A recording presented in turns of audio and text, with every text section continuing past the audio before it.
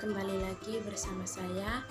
Pada kesempatan ini, saya akan memaparkan materi tentang dinamika dan tantangan Pancasila dalam arus sejarah bangsa Indonesia.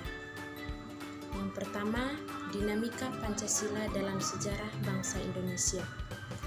Di sini ada 4 poin penting. Yang pertama, peran Pancasila dalam proses pembentukan negara. Pancasila menjadi pegangan utama dalam pembentukan negara Indonesia yang inklusif dan merangkul keberagaman. Hal ini tercermin dalam semangat persatuan dan kesatuan yang diusung oleh Pancasila meskipun terdapat beragam pandangan dan perbedaan di dalamnya. Yang kedua, periode Orde Lama. Pada masa Orde Lama, di bawah pemerintahan Presiden Soekarno, Pancasila dipromosikan sebagai ideologi resmi negara yang harus dipegang teguh oleh seluruh rakyat Indonesia.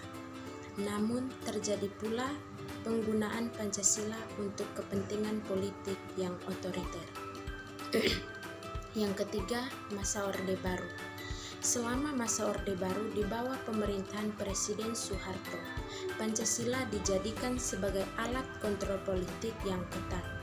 Paham ini juga digunakan untuk menghambat kebebasan berpendapat dan berorganisasi dengan menekankan pada konsep Pancasila sebagai satu-satunya ideologi.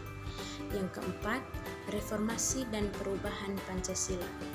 Pasca jatuhnya rezim Orde Baru, Indonesia memasuki era reformasi yang ditandai dengan pembaharuan dalam interpretasi dan implementasi Pancasila.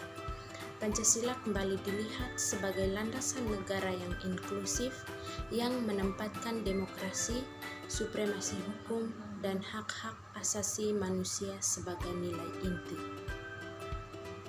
Yang kedua, tantangan Pancasila dalam arus sejarah bangsa Indonesia. Dalam tantangan Pancasila dalam arus sejarah bangsa Indonesia terdapat 3 poin penting. Yang pertama, korupsi dan ketimpangan.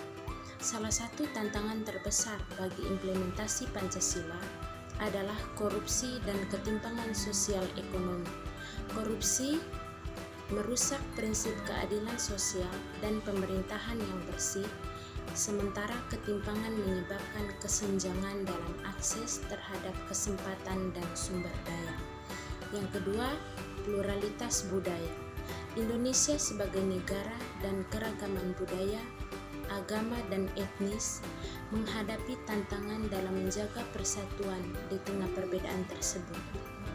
Pancasila diuji dalam konteks pluralitas budaya, di mana tantangan integrasi dan harmonisasi menjadi relevan.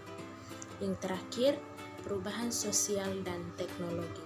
Perubahan sosial dan teknologi termasuk globalisasi dan perkembangan teknologi informasi juga memengaruhi cara masyarakat memahami dan menerapkan nilai-nilai Pancasila.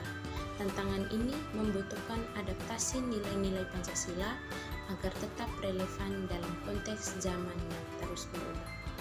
Sekian dari saya, terima kasih.